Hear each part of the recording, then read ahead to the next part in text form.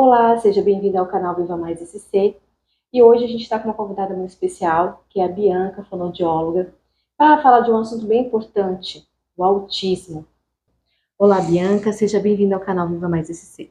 Olá, foi muito bom estar aqui com você hoje para falar de um tema tão importante que é o autismo. Então, gente, antes de a gente falar sobre esse tema tão importante, eu quero pedir para Bianca se apresentar, então, e falar um pouquinho da sua área de atuação.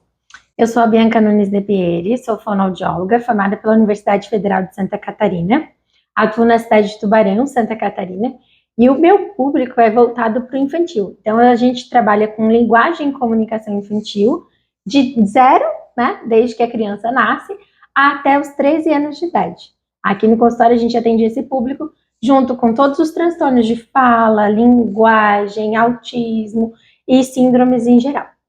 Que bom. E hoje, então, a gente vai falar de uma delas, que é o autismo. Bianca, conta pra gente como que a gente pode definir o autismo.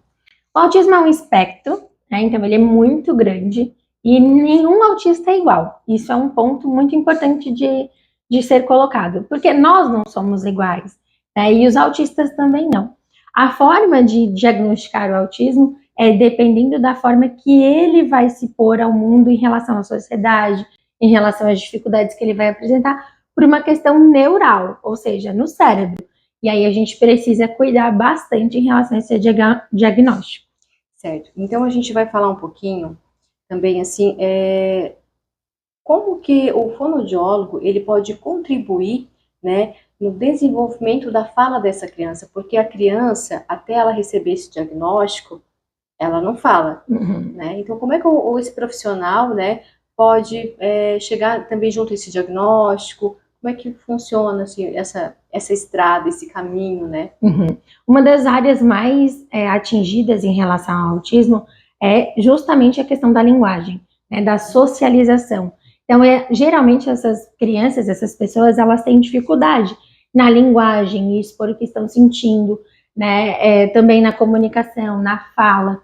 Então, a gente precisa ajudar essa criança, principalmente quando ela ainda não fala, a se conectar com o mundo, né? Então, ela vai começar a aprender os pré-requisitos da fala, que é a imitação, o olhar, o atendimento de comandos, a brincadeira funcional, e aos poucos a fala vai surgindo. Eu costumo dizer que a fala é como se fosse o telhado de uma casa. A gente não começa a construir a casa pelo telhado, a gente começa a construir a casa pela base. Então, a gente precisa formar toda essa base até que a gente consiga uma fala com linguagem, ou seja, com sentido, com o intuito de comunicação com a sociedade em geral. E aí a gente entra, então, quais são as formas de comunicação, né, com a criança autista? Como é que a criança autista conversa, né? Então, depende muito de cada caso, né? Então, cada criança, cada pessoa é única. Mas o mais importante é a gente tratar a criança autista de uma forma funcional, né? Então, tratar essa criança como uma criança e levando em consideração as dificuldades dela. Então, tem crianças que vão ter dificuldade em olhar nos olhos, a gente não vai precisar ficar exigindo isso o tempo todo. Tem crianças que vão ter dificuldade em te responder e a gente não vai ficar fazendo a mesma pergunta o tempo todo. Aí cabe ao meio, né, a pessoa que está se comunicando com essa criança se adaptar a ela. E aí o que acontece? Como é que a criança autista, tipo assim, ó, ela se comunica, eu digo, através de apontando. Como é que o pai, vamos supor assim, uma criança tem, vamos supor, quando é que começa a fala, assim, ali 1 ano e meio? Isso, a criança com 1 ano já começa as suas primeiras palavrinhas, 1 ano e meio ela aumenta esse vocabulário, e 2 anos a gente já espera muitas palavrinhas. Se a criança não estiver falando nesse período, é importante sim procurar um atendimento fonoaudiológico, porque, sem esperar, tá, gente? É importante vir antes, mesmo sem suspeita de autismo, porque a gente precisa dessa fala estar desenvolvendo no tempo certo. São os marcos do desenvolvimento, a gente precisa esperar eles. E se isso não está acontecendo, é um sinal de alerta bem grande. Quer dizer que a criança que não fala é autista? Não. Quer dizer que a criança está tendo dificuldade e que você vai procurar um profissional para ajudar vocês a desenvolver melhor. Ótima colocação. Então, assim, quais os desafios, né, desse trabalho, do tempo de de a criança vir a falar algumas palavrinhas, já que veio, né? Ah, vou levar meu filho. Qual é o trabalho que o fonoaudiólogo faz no consultório, né? Que vai fazer a criança começar a se comunicar? Então, o que eu acho mais importante em relação ao fonoaudiólogo é conversar com a família e mostrar para ela que o meio é importante. Então, as terapias, elas são fundamentais e elas fazem toda a diferença no tratamento. Seja de fono, terapeuta ocupacional, físio, psicólogo, psicopedagoga, toda essa equipe é extremamente importante. Mas o mais importante mesmo é o ambiente. Então, na minha percepção, o que eu mais trabalho com os pais aqui são pequenas tarefas no dia a dia, de forma fácil, simplificada, dinâmica, para que os pais utilizem em casa e consigam, sim, esse desenvolvimento da criança. Eu costumo dizer, a gente precisa gerar para essa criança novas oportunidades, novos recursos, e aí é a gente que precisa oferecer. Joia. E a criança autista, ela vai chegar ao ponto de se comunicar através da fala como uma criança que não tem autismo? Depende. Então, por exemplo, aqui no consultório tem uma criança de 12, tem uma criança de 8 que são não verbais. Elas entendem, elas compreendem. Umas delas a gente já está usando a comunicação alternativa, que é através do tablet. Mas é importante a gente saber que cada caso é único, depende da aptidão neurológica, depende de como está funcionando esse cérebro. Então, assim, o estímulo ele é importante, mas ele não é garantia. A gente não consegue dizer que uma criança vai falar, por exemplo, no primeiro atendimento. Óbvio que a gente vai sempre trabalhar, a equipe, a família, o fonoaudiólogo, para que isso aconteça. Mas em alguns casos, infelizmente, não é possível. Certo. E como é que o pai e a mãe conseguem lidar, né? Assim, porque para um pai, às vezes, receber um diagnóstico desse, às vezes, eu não sei, mas né, você pode me dizer se é aceitável já no início, qual é a dificuldade que o pai pode ter em casa, qual é o caminho que a família tem que ter? Então, tem pais que já vêm preparados, que já vêm cientes, que já sabem, né? O senhor Google ajuda aí nesse ponto. E tem uns pais que pegam o senhor Google e aí ficam malucos. E faz parte também. Eu acho que cada família vai reagir de um jeito.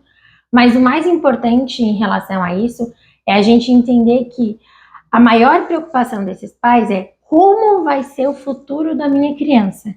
Então, como é que ela vai viver em sociedade? Como é que ela vai no mercado? Como é que ela vai no banco? Se ela vai fazer faculdade? Se ela vai casar?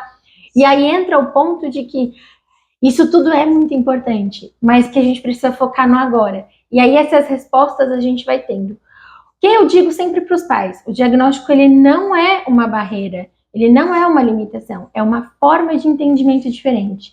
Então, com esse diagnóstico, a gente vai entender essa criança, vai entender o porquê que o cérebro dela funciona dessa forma, por que ela age em determinadas situações assim, e vai auxiliar ela a viver no mundo, diminuindo sempre o nível de suporte.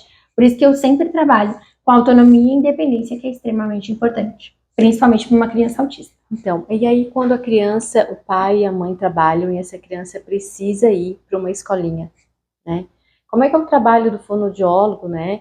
Junto à escola e à família? Então, a gente trabalha geralmente todo mundo junto. O fonoaudiólogo vai até a escola ou faz uma chamada de vídeo, Eu geralmente converso com as escolas através de vídeo.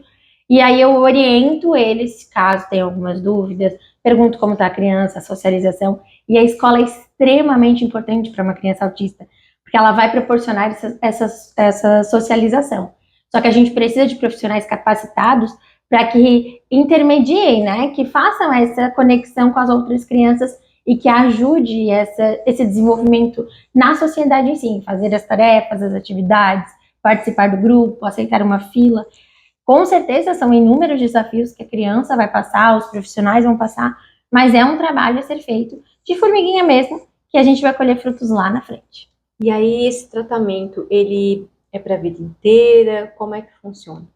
Depende, tem várias crianças autistas que eu já dei alta, porque em relação à parte de comunicação e fala, eles estavam tudo ok, então eu não precisava mais de acompanhamento.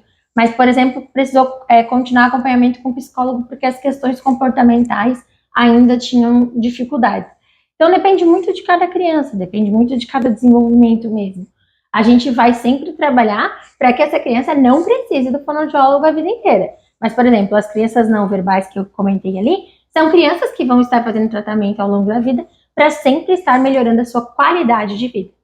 E aí, assim, uma criança na escola, por exemplo, né, ela vai fazer uma avaliação, uma prova, um trabalho, né, como a avaliação dessa criança, o desenvolvimento intelectual dessa criança, como é que ele tem que ser avaliado para que ele vá seguindo, vamos supor, passando de fase, né, como a gente passando de série, indo da primeira para a segunda, para a terceira.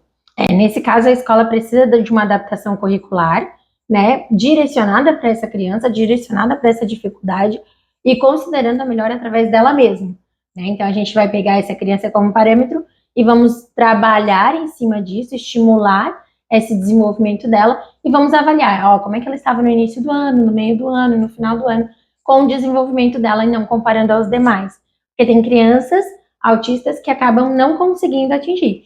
E tem crianças que conseguem acompanhar a turma tranquilamente, vai ter um pouquinho mais de dificuldade, por exemplo, em matemática, que são questões abstratas, mas tem crianças de altas habilidades que 3, 4 anos já estão lendo aqui no consultório.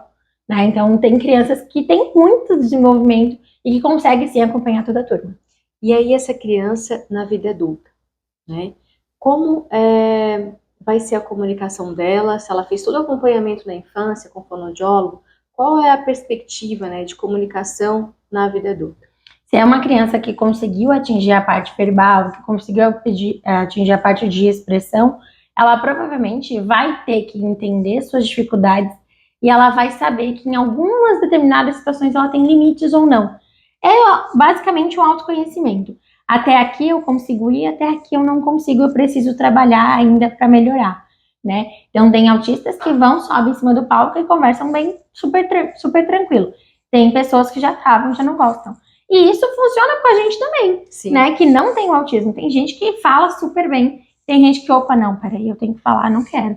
Então, a gente vai mostrar para essa pessoa que as limitações existem, que a gente precisa trabalhar em cima dessas limitações e aceitá-las, né? É uma das melhores oportunidades, é aceitar esse diagnóstico para conseguir desenvolver mais. E aí, diante de tudo isso que a gente conversou, a gente percebeu que a fonoaudiologia ela tem os seus benefícios, né, para essa criança que se descobre ali, vamos supor, com 2 anos, né, que está ali com essa patologia, né, que é o autismo. Quais são os benefícios, então, que essa, né, essa área da saúde traz para essa criança no futuro, tanto na infância como no futuro? A fonoaudiologia ela vai trabalhar toda a parte de linguagem, principalmente a linguagem receptiva e expressiva. Seria isso. A linguagem receptiva, como ela recebe essa informação, como ela processa essa informação e como ela age com essa informação. E a expressiva é a forma de pedir, a forma de demonstrar, a forma de se comunicar, a forma de chamar a gente para fazer determinadas situações. Então, a gente vai trabalhar sempre através da linguagem para atingir uma comunicação e proporcionar para essa criança, né, futuro adulto, uma comunicação eficaz e que ela consiga fazer tudo o que precisa ser feito. Tem crianças que vão precisar sempre de maior suporte de um cuidador, né, por causa dos graus do autismo, e isso é muito importante, e aí os níveis de suporte aumentam, mas o nosso objetivo sempre é autonomia e independência. E qual é o perfil, né, do fonoaudiólogo para atender esse perfil de paciente? Olha, para o perfil infantil, eu diria que o fonoaudiólogo precisa ter muita paciência, né? Porque é um processo, e é um processo demorado, um processo de formiguinha. Então a gente vai trabalhando, tem hora que parece que não tá dando tanto resultado, tem hora que, nossa, dá um boom e dá um resultadão.